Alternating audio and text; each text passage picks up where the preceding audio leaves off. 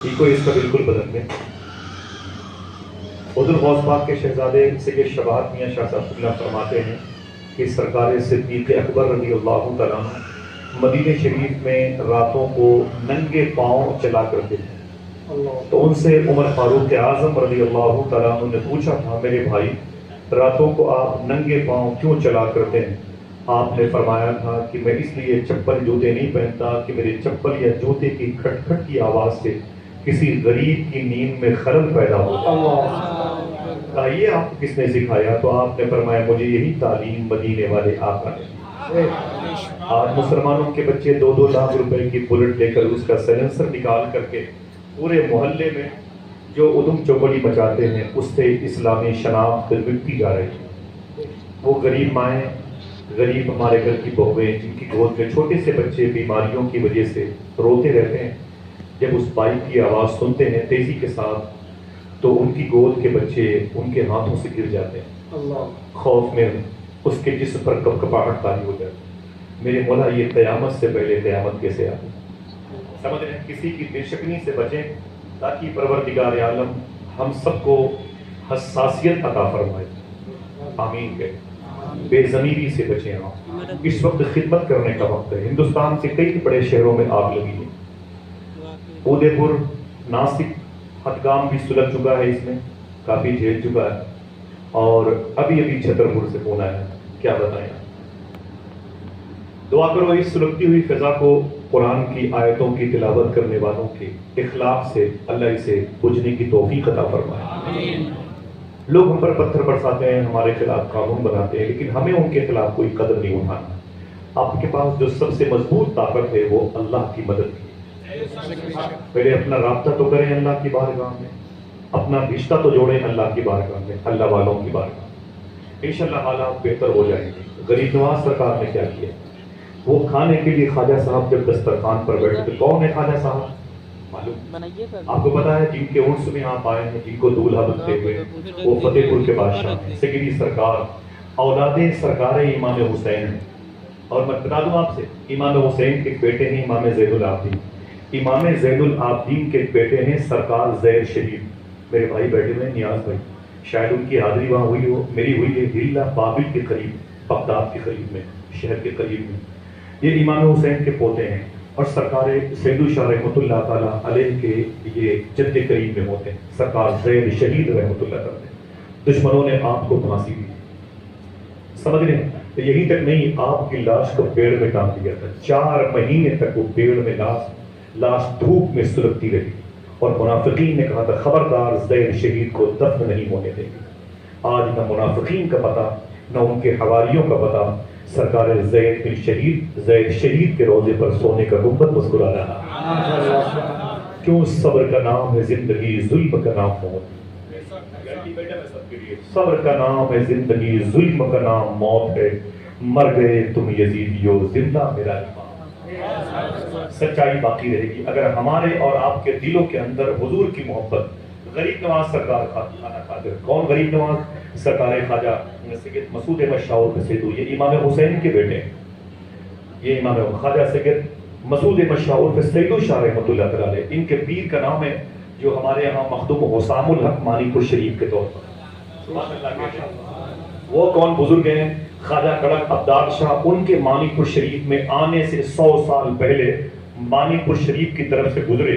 کون؟ خواجہ کڑک عبدال شاہ، سلسلے سہروردیہ کے جو فاؤنڈر ہیں شیخ شہاب الدین عمر شاہ سہروردی، ان کے سلسلے کے سگے پر پوتے خواجہ کڑک عبدال شاہ۔ وہ فرماتے ہیں کہ میں مانی پور شریف کے گزرا تو میں نے کیا دیکھا؟ ایک زمین ہے جس زمین کو فرشتے غسل دے رہے ہیں، جس زمین کو فرشتے وہاں کے خمیر کو غسل دے رہے ہیں، پاک کر رہے ہیں۔ تو فرماتے ہیں خواجہ کڑک عبدال شاہ، میں نے فرشتوں سے پوچھا یہ کیا ہو رہا ہے؟ تو فرشتوں نے فرمایا کہ 100 سال کے بعد یہاں پر ایک بزرگ ہیں مخدوم حسام الحق مانی پور شریف، وہ آنے والے ہیں، تیاری چل رہی، آنے والے ہیں، تیاری چل رہی ہے۔ کہ کون ہے؟ خواجہ سرکار سیدو شاہ کے پیر کامل۔ وہ کن کے مرید ہیں؟ خواجہ نور عالم پڑوا شریف کے۔ اور وہ کس کے بیٹے ہیں؟ خواجہ قطب عالم پڑوا شریف کے۔ وہ کون ہیں؟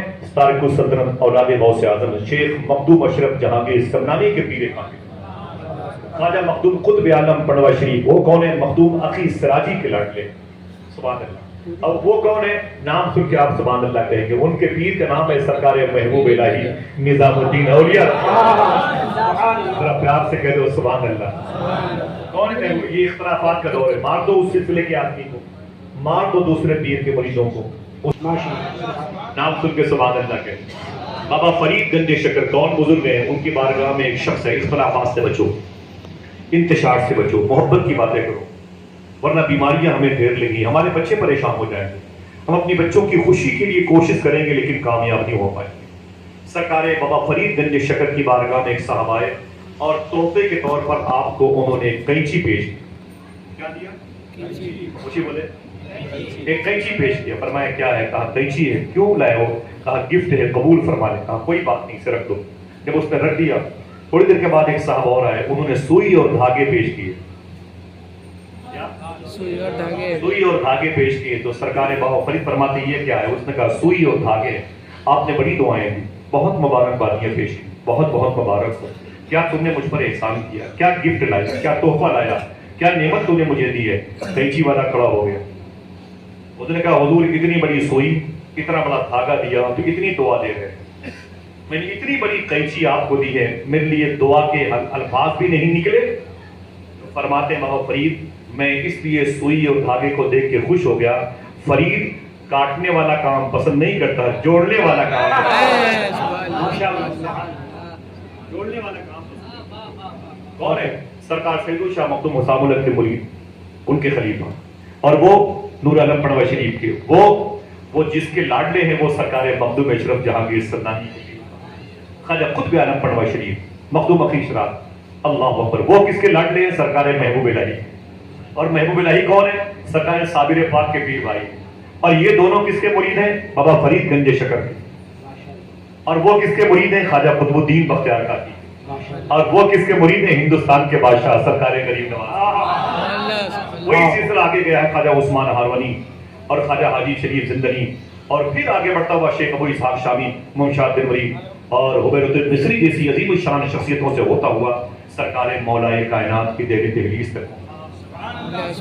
مبارک بزرگوں کے فیضان سے سمٹا ہوا یہ دربار گوہر بار ہے، جن کے جد قریب کربلا شریف میں لیٹے ہوئے ہیں، یہ خود چاہتے تو کربلا میں رک جاتے، کیوں نہیں رکے؟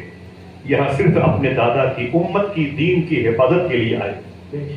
ہماری اور آپ کی ذمہ داری بنتی ان کی خدمت کریں، ان کے دربار کے آنے والے زائرین کی خدمت کریں، انشاءاللہ ہمیشہ مالا مال بنے۔ مجھے یاد نہیں، میں نے بھی شاید آپ سے مل کے درود شریف بھی نہیں پڑھا۔ آئیے پڑھتے ہیں، لیکن پہلے ایک صوفی درویش کی بات سنتے ہیں، واصف علی واصف کے پاس۔ مجھے خوشی ہے یہاں پر امام حسین کے بیٹے سے ذیشان میاں شطر قبلہ بیٹھے، میرے بڑے بھائی خواجہ صلاح الدین صاحب، میرے دوست غازی، اور یہ مستقیم بھائی، یاسر بھائی، جتنے لوگ ہیں، غازی بھائی، جتنے لوگ ہیں یہاں پر، اور حضور مخدوم گرامی حسین میاں شاہ صاحب قبلہ، پورا یہ مبارک سرکار سید شاہ کے فقیروں کی ٹولی ہے۔ اللہ سب کی حاضری قبول فرمائے، اور دعا کرو کہ اس دربار کے صاحب عرس کے صدقے میں اللہ فلسطین کے لوگوں پہ کرم فرمائے، پورے ہندوستان میں ہندو اور مسلمانوں کے درمیان اتحاد قائم فرمائے، محبت قائم فرمائے، بے قصور جیلوں میں جو لوگ قید ہیں اللہ ان کی رہائی کے لیے اسباب کا انتظام فرما دے۔ گفتگو شروع ہونے سے پہلے درود شریف کی بات کرتے ہیں۔ پروفیسر واصف علی واصف کا قول دیکھیں، آپ سے پوچھا گیا کہ درود شریف پڑھنے کی شرط کیا ہے؟ سوال سمجھ جائیں گے تو جواب بھی سمجھ میں آ جائے گا۔ درود شریف پڑھنے کی شرط کیا ہے؟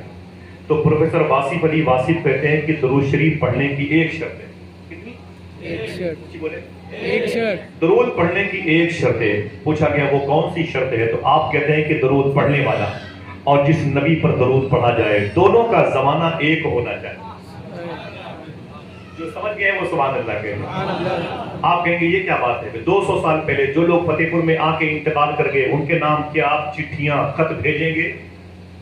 بولو بھائی، 200-300 سال پہلے جو لوگ آ کے چلے گئے ان کے نام خط بھیجیں گے؟ کوئی چٹھی بھیجیں گے؟ نہیں، وہ تو جواب نہیں آئے گا تو سوال ہم اپنا خط کیوں ضائع کریں؟ تو درود بھی وہاں پڑھا جاتا ہے جہاں صاحب درود ہوتے ہیں۔ وہاں صاحب درود ہو تو درود پڑھا جائے، کیا مطلب؟ حضور ہی نہیں ہے اور ہم درود پڑھے جا رہے ہیں، کوئی تو ہو جواب دینے والا۔ سمجھ گئے آپ؟ پوچھا گیا واصف علی واصف سے درود پڑھنے کی شرط کا ایک ہے، کہا کیا؟ کا درود پڑھنے والا اور جس نبی پر درود پڑھا جائے دونوں کا زمانہ ایک ہونا چاہیے. کہا اس کا مطلب ہم درود نہ پڑھیں؟ کہا کیوں؟ کہا حضور صلی اللہ علیہ وسلم 1400 سال پہلے مکہ شریف میں آئے تھے اور ہم 1400 سال کے بعد غیر منقسم ہندوستان میں پیدا ہوئے ہیں. ہم تو حضور کے زمانے میں نہیں تھے, ہم درود نہ پڑھیں. تو واصف علی واصف نے کہا یہ سچ ہے تو حضور کے زمانے میں نہیں تھا, لیکن یہ بھی حقیقت ہے کہ حضور تو تیرے زمانے میں ہے. جس کا عقیدہ ہے ذرا اونچی آواز میں بولے.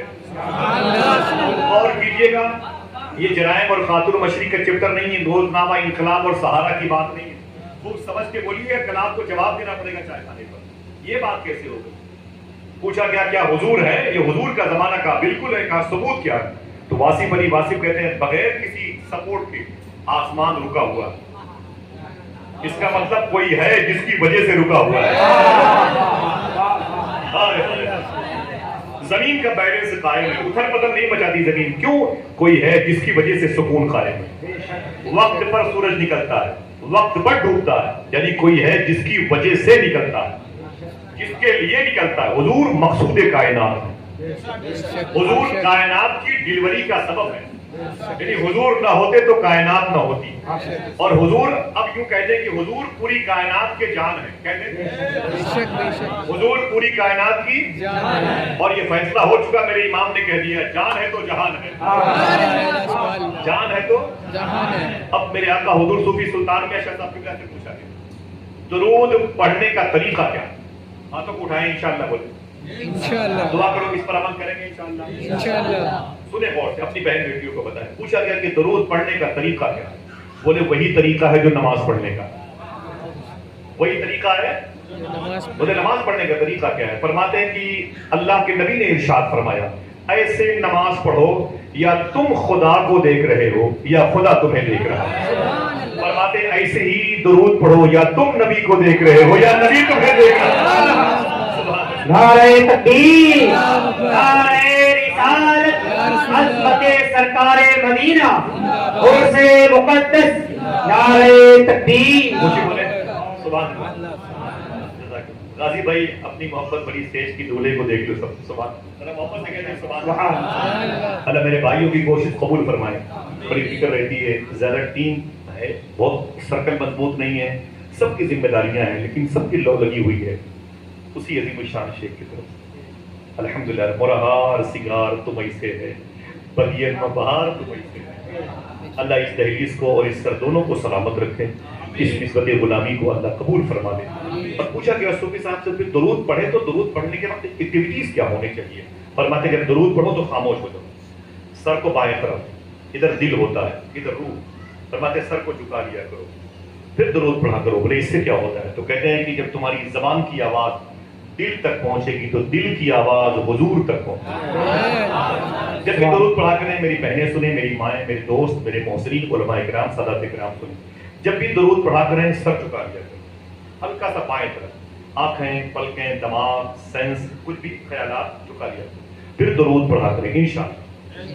یہ روحانی طریقہ ہے انشاءاللہ. درود شریف پڑھیں بابا سے بلند. اللهم صل على سيدنا وشفيعنا ونبينا مولانا نورك محمد وعلى ال محمد بعدد كل معلوم لك, بعدد كل معلوم لك, بعدد كل معلوم لك. بسم الله الرحمن الرحيم. يا ايها الذين امنوا اتقوا الله وكونوا مع الصادقين. یہ قرآن کی آیت. میننگ کیا ہوتی ہے؟ یا ایھا الذین آمنوا, اللہ کہتا ہے اے ایمان والو. اللہ نے آپ سے کہا اے ایمان والو. کہہ دو اے اللہ تیرا شکر ہے. بیٹے پر بیٹے کو ولی صاحب بولے ادھر آئے, ادھر ذرا محبت سے کہتے ہیں سبحان اونچی بولے. اللہ کہتا ہے تم مومن ہو. سبحان اللہ. قرآن تم سے کہتا ہے, تم سے مخاطب ہے, بل گیٹس سے نہیں, شیکسپیئر سے نہیں, ملٹن سے نہیں, آئنسٹائن سے نہیں, لارڈ نکالے سے نہیں, سمجھ رہے ہیں آپ, نتن یاہو سے نہیں, ولادیمیر پوتن سے نہیں, بائیڈن سے نہیں. قرآن آپ سے کہتا ہے یا ایھا الذین آمنوا تم مومن ہو. بات ہی ختم. اب آپ یہ بتاؤ کہ اگر حکومت ہند مجھے مومن نہ مانے تو کوئی نقصان نہیں. خوشی بولو بھائی. تو میں مانے تو نہ مانے تو اس سے کیا مطلب؟ رب نے مجھے مومن کہہ دیا, چپ کری کو دو اور بات ہی ختم ہو گئی. رب نے مجھے مومن کہہ دیا, بات ہی ختم ہے. لیکن بات اتنے پہ بنی نہیں. وہ کہتا ہے تم مومن ہو, میں نے کہہ دیا یا ایھا الذین آمنوا, تو ایک کام اور کرو, اتقوا اللہ, مجھ سے ڈرتے بھی رہو.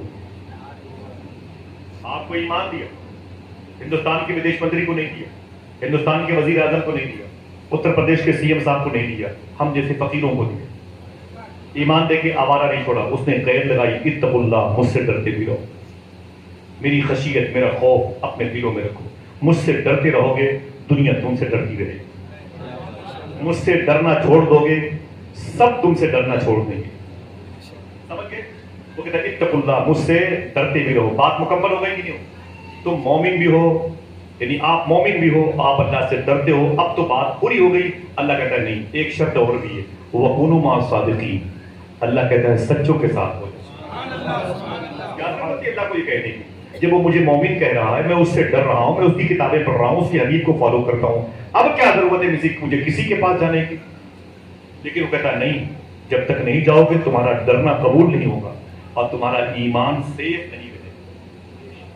सोबत में बुजुर्गों के ही नूरानी बनोगे, जयपाल से अब्दुल्ला बियाबानी बनोगे।